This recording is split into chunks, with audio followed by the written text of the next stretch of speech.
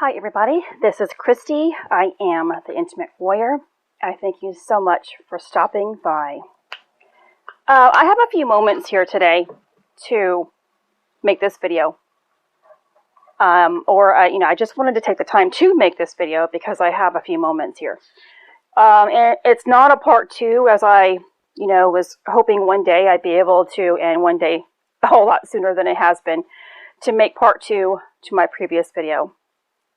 But here we are, and this still is kind of involved with the topic of what my previous video was about anyway. But I'm not going to include, because I do not have so much time, and I actually wasn't even planning on this. I wasn't sure I would do it today to explain anything. But please, just bear with me. Listen to, I guess, if you don't mind listening to what I have to say. It will all make sense when I get another opportunity to explain it all. So I am very emotional today. Very emotional. So we all get this, or through our ascension cycle here, and not just our ascension cycle, but as a human being having this experience here on the planet Earth, we are all going to face death. We are all going to face death. A spiritual death is just as hard, if not more difficult. No, I'm not even sure it's more difficult. I don't know. Because if the consciousness has not elevated itself and learned the true meaning about what death really and truly is, the physical death of a human being is more traumatic, can be more traumatic because it's not really, and not always, because we all still play a part in our own death. Even though we don't recall it. That's the point. We don't recall why we are here living. We don't recall the true soul that is intact within us because the soul has not been built. So, and I can only, from what I witnessed with my mother-in-law's passing, her transition from living to going on into her spiritual form, I saw her fear. And I can only imagine or only assume that it is because her, as her human self, was not prepared, right? We are not prepared. Even though she had a diagnosis of something, in her case, Alzheimer's, was going to be her way back to source, she still wasn't in preparation because her consciousness didn't know how to prepare for it. So she had to go through, I guess you can say, our ascension cycle is what it is, right then at the end. And it's more clumped. And that, for me, I guess, is more traumatic. You don't have a chance. We are actually really lucky, too. Really lucky. For those who are really working towards unification, wholeness, and seeking this greater relationship with God, Source, we are really lucky to be able to go through it through a time, some sort of time. It's not just lumped up into moments, but it's lumped up into years, and some people, decades. And although when we are going through it as individuals, we're like, oh my gosh, I can't keep doing this. It's so terrible. But you really have to be grateful. You should be grateful for this time, that it's not just put on you within moments. We went through Easter, and that is what I meant my path of service to kind of lead towards, or to give you greater understanding. And yeah, I have another video, probably several other videos in the past, because we go through these cycles continuously until there's complete annihilation of ego.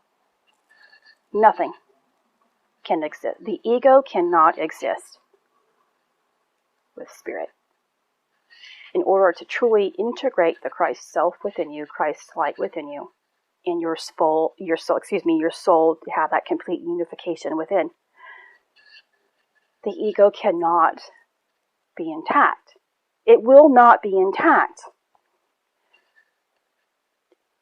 I ended up, it can be really even traumatic as an individual going through our ascension cycle, depending on where you are. Like when we are first beginning, we are going to be hearing things, seeing things, attempting to learn certain aspects of our cycle, depending on where we are.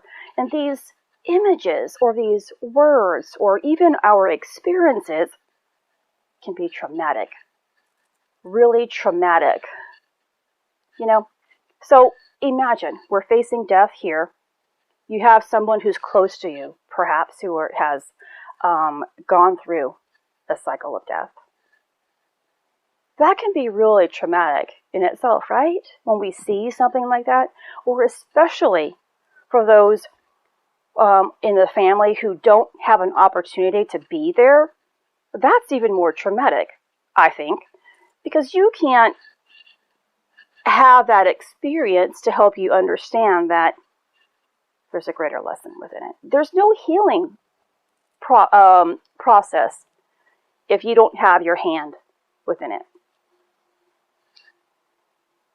So I have gone through many, and you have as well, gone through many cycles of annihilation of the ego, eliminating it, which means in the biblical sense, death of ego. And you'll hear that phrase, everywhere through your spiritual growth. Articles, YouTube videos, whatever it is, you're going to hear that phrase. And your consciousness should become acquainted with that phrase, especially the word death. I know that a lot of people can't even say the word, because there's so many bad memories in regards to it. For me, I want to say I know where I am in my cycle, but I always am humbled and say I'm not there either. One, I'm not there because I haven't completed anything. I haven't hit that level, because every single time we are at a level, for example, if you are seeing something, and let's just say it's Christ. If you see Christ, you're now at a level, depending on where you're at. Remember, we have to raise it 7 times. And within the 7 times, you're going to have always 3 elements you're dealing with. 3, and I'm going to say 3 levels, but there's even more levels in between each and every one of them. So if you're for the first time or second time now seeing Christ, what is that? What does that mean to you? Some people could say, well, oh my gosh, that's death, or that's life, or the ego will come into play and say, oh, I am the resurrected Christ. Now, Christ is now, I have been reborn as Jesus of Nazareth, Christ. We have to be very careful about where we think we are and what we are actually seeing. What we are actually seeing, more than likely, isn't about what we're seeing. It's more about an element of what we're dealing with. And as you are seeing these things, you have to go through those lessons. And until you understand what you're seeing and match it up through what you're feeling, what you're thinking, and what you're acting upon, which means all your experiences in your lifetime or in your life at that moment, you don't move forward. And you will repeat that lesson again until you have learned it. And we're always going to be dealing with 3 major lessons at one time, or can be. Multiple things are taking place simultaneously. Oh, I think it was for myself, and I don't know the exact day, where I heard, die. Now, this was in a voice and tone that, had I had just recently decided to go through my spiritual growth, I would have been terrified. It was very masculine, very forceful, and got my attention. You see, I put got my attention. My old self would have said it terrified the living daylights out of me. And depending on where you are in your journey, if you hear something like that or see something like that, and it could be, maybe you saw your own death in your visions, or whatever your dreams. How are you feeling when you are having that experience? And then your life is going to play out something to match that. To be completely annihilated, that's the ego. We're going to have traumatic experiences. That's going to beat it away and force you into love. Force you into love. So after hearing that, thankfully, again, I was more than the shock factor of hearing it, not terrified. Two different things. It got my attention.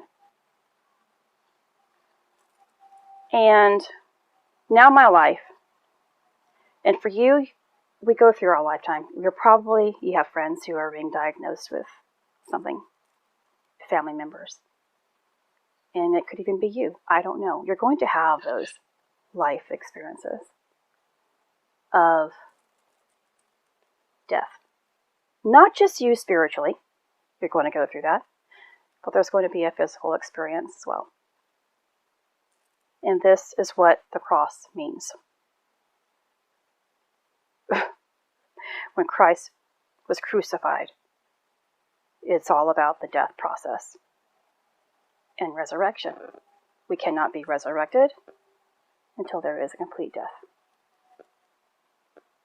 So recently here, and I've known for, over a week here. It hits home. I've gone through a death with my mother-in-law. And you guys know how challenging that was for me. But also I have mentioned how great of an experience it was for me. A definite teaching lesson. A learned lesson. But it's going to come back and hit us even more intimately. As someone closer. Someone that we really, really care and love for. So, and I've been wanting to know, should I even speak about this? It's not my life. I am very careful about what I speak about. Someone very close to me, okay, I'm just going to put it that way, has gotten the recent diagnosis of cancer. Quite possibly an incurable type. And I'm shocked that I am not crying at this very moment, because I was really emotional downstairs because I was trying to write something earlier, thinking about this individual. And I've been thinking about this ever since this hit me, and I think about this a lot, even in my own life. Because it's something that I haven't been able to understand about other people. Other people.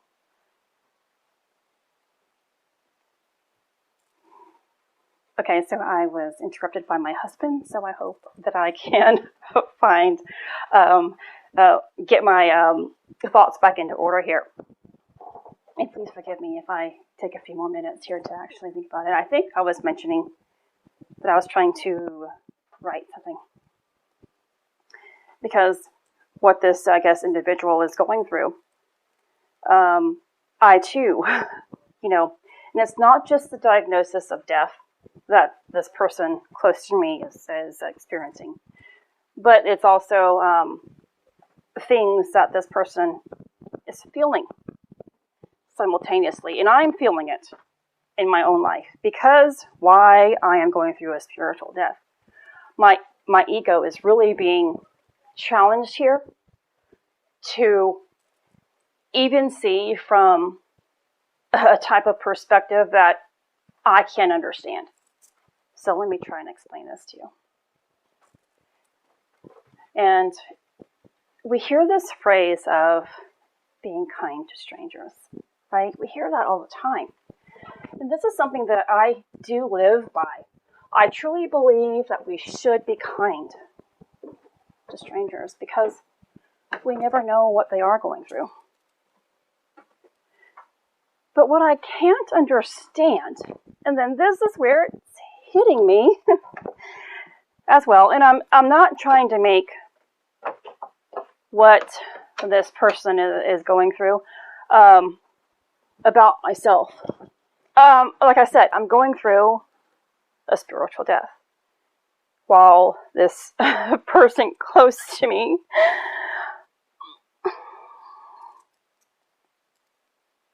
is going through a personal physical death. Much sooner, I guess, than I might. I don't know. Of course I could pass away tomorrow. But I don't have a diagnosis of it. So,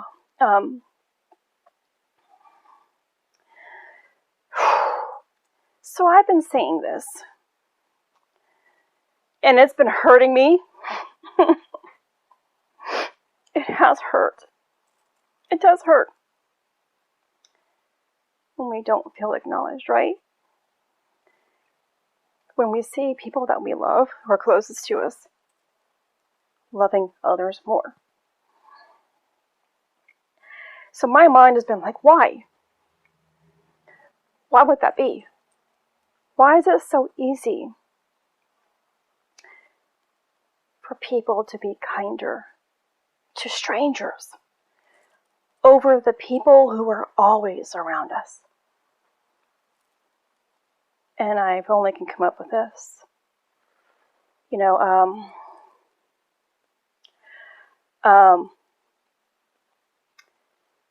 It's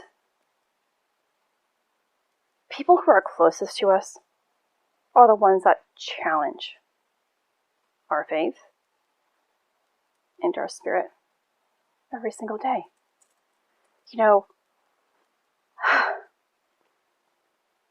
And I've noticed that it's so easy for people to impress those that are not there for everyday challenges or those awesome fun times, right? Because strangers are there for the good times, or even friends are only there for the good times. Sure, we can have friends who we can communicate on the phone with and say, hey, I'm going through this ordeal. But it's the people in our house who are actually going through it with you, or even for you. Every day we wake up, we are all getting closer to death. Yet every day, someone within our own family is getting even closer to it than you or I. What are we doing right now to make life more beneficial and full of infinite light to those who sacrifice for us on a daily basis? Well, why is it so easy to forget the people that are within our infinite circle? Is it because we wake up facing them thinking there's always tomorrow? Tomorrow is not promised, and we see that everywhere. Someone that we love is getting that diagnosis right now. Isn't it important to make the lives of those that are around us easier? Showing them our gratitude, appreciation, and love towards them at every opportunity? Our faith and love is challenged the most where we lay our heads down every night. It's easy to share compassion and kindness when those are not being challenged. Please don't get me wrong. Kindness to all is equally important.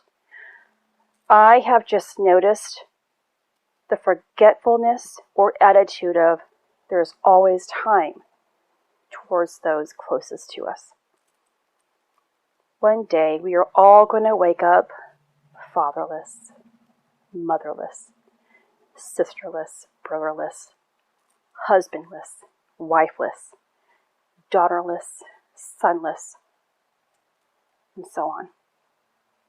So in my opinion, it's so important to shower those that can do the most damage within our lives the greatest kindness. Be there more, do more, give more, forgive more, surrender more, sacrifice more, love more. For tomorrow, you may wake up without one of them. You know, so through this recent information being given about this loved one of mine having this diagnosis here, I've been trying to, as I am going through, where's my love? Where's my love? That's what this is also about, okay? And I also see this individual who's going through this diagnosis feeling the same way. Where is my love? Our faith and our love is being challenged. My faith and my love and my sacrifice is being challenged here. I couldn't sleep the other night and with dealing with the news of what was going on with this close individual and feeling this way about I've done this, I've done so much, here I am, I'm allowing myself to be completely beat up for my loved ones. I'm exhausted. Sometimes I'm exhausted just to give. Where is my time? And I was as that night I couldn't sleep, I was getting angry about this. By the next morning, I realized you're feeling this anger. You know, we have to really feel it and to heal it and to send it on its way and move forward. You have to really see what you are feeling and experiencing and understand it wholly in order to move forward. Every time we feed into the anger, bitterness, sadness, self-loathing, whatever those negative things are that separate us in that divide, what I mentioned in part 1. Please hear phrases. If we feed into the thing that weighs us down, that's exactly what it's going to do. Bring us back down. And depending on how much of the harshness that you contain, you can go back into below the abyss, into that fire that just makes you think you have become free. That's how powerful those negative things can be, to the point that they make you think you are something that you aren't, that you have gotten there, but you haven't. It can make you think that you are actually in heaven when you're living in hell. If you can actually witness yourself feeling all of those emotions that weigh you down, if you feel it, like I had to feel so divided there. I had to feel so neglected. And I still feel it. I'm still going through this, okay? But I've made my decision here. I told my mom, because she knew I was upset about what was occurring, because she saw it too, because she's my mom. And she was hurting for me. And I said, I'm not going to do anything about it.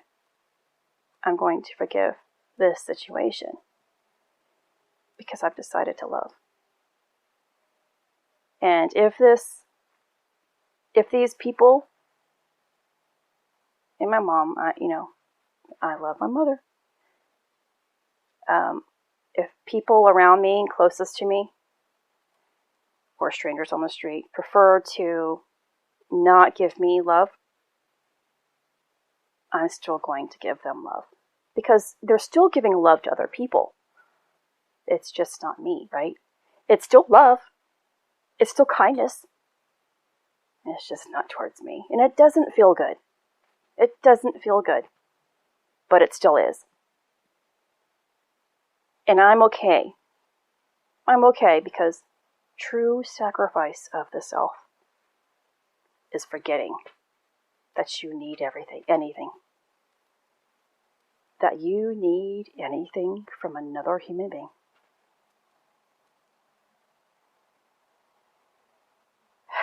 It's hard to get to levels. It's hard to get through the true path. You're going to feel alone. You're going to feel unloved.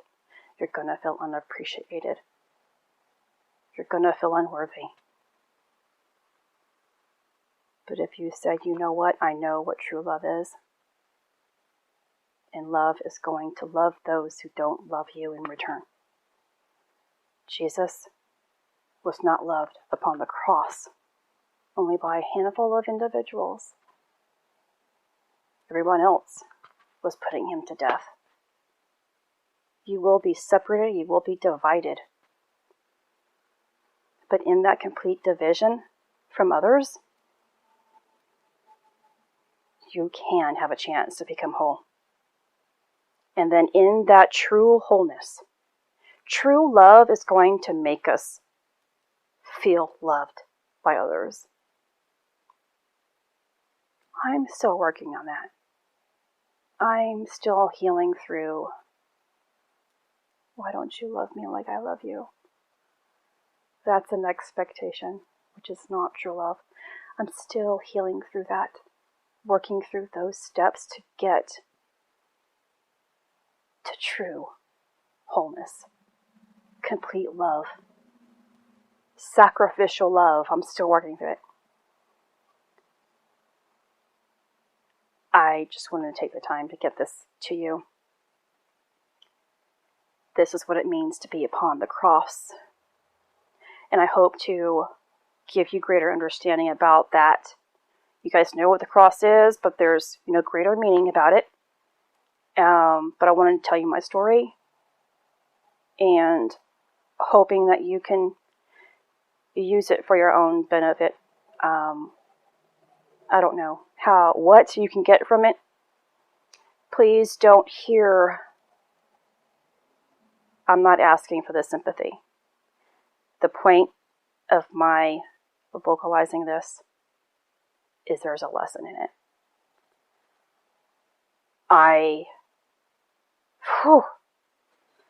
We shouldn't need recognition. We shouldn't need a little pat on the back.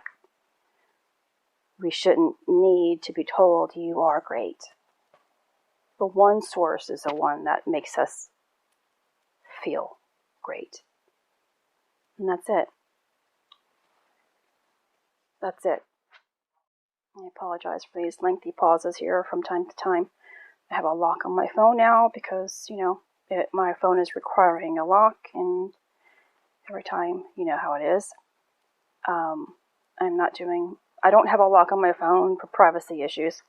That's not it. My husband can see anything he wants on my phone. I have nothing to hide. So that's my story today, and a little bit of what I'm going through. And this is something, okay, let me add this before I say goodbye. My husband and I we've been having a few arguments here more than we usually are because of what I'm going through. Feeling overwhelmed, feeling exhausted, not getting enough sleep at night. And I've told him it's nothing personal, please. Even if I'm yelling at him, I know I'm wrong. Because if I weren't tired, I would not make known what is bothering me. Because I know better. I know what love is. But because of exhaustion that we go through, everybody goes through it. Everybody gets tired. Everybody's busy giving in some way, shape, or form. We were talking about things, and his first instinct, and this is also how my mom speaks to me about, is you need to tell them that they're taking advantage of you, and you can't do all this, and this, and this. Of course, my mind is like, well, what about you? You do this too. But I know, and my mom's always saying that you got to teach them to respect you. No, that's what life feeds us and tells us what the truth is. Love is continuous. I know it's important for us to get our rest.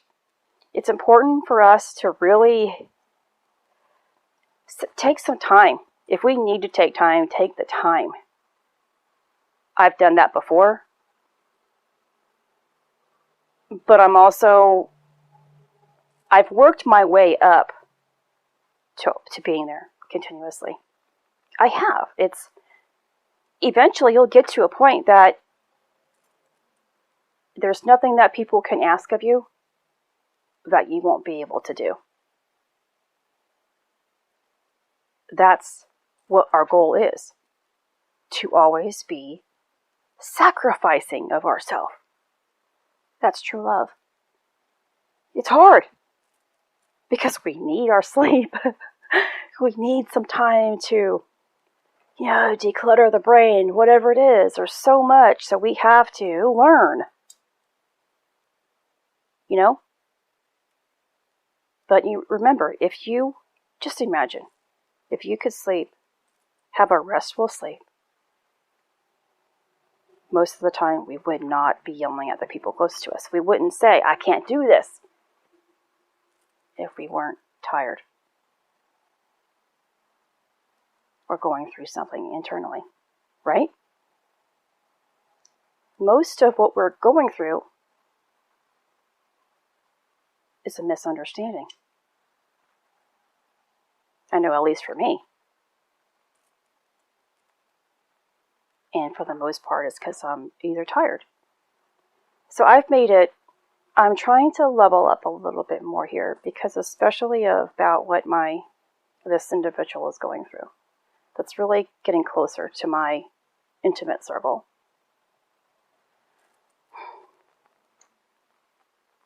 I won't complain or mention.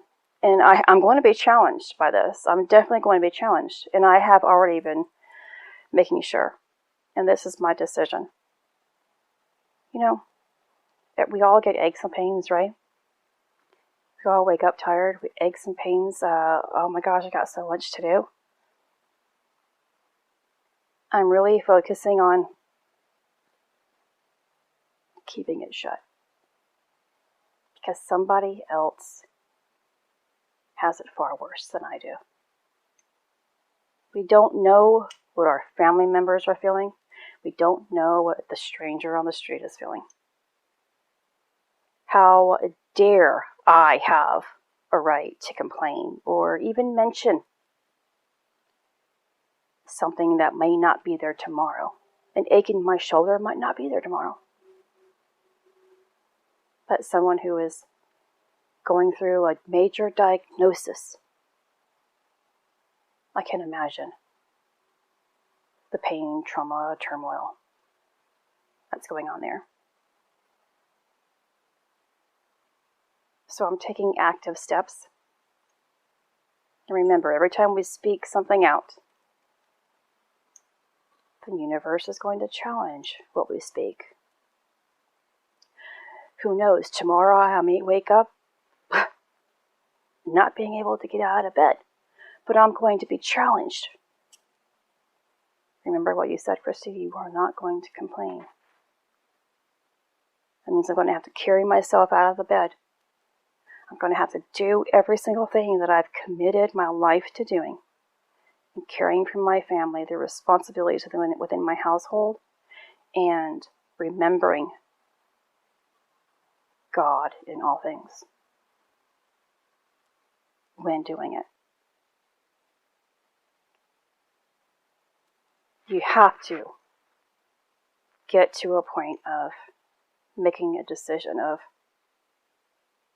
who you really are going to be and what path you are really going to take. When we hit that sacrificial spot of truly getting towards annihilation of the ego, you're going to have to choose which way you're going. We choose true sacrifice, or, kind of, sort of not. True sacrifice is what will get you all the way up towards resurrection. The other one is, it's there. We all have a choice to stop and live according to our own decision. Okay, I think this is it for today, and I don't hope to, whatever comes will be. I'm grateful that I have this here for you today, my lesson. I'm sharing my own lesson. I always do. But hopefully one day I'll be able to dissect it and give you an understanding about what it is, the true spiritual connection. Until the next time, this is Christy. Much love, health, and healing your way. I am bringing purpose to your life. Take care.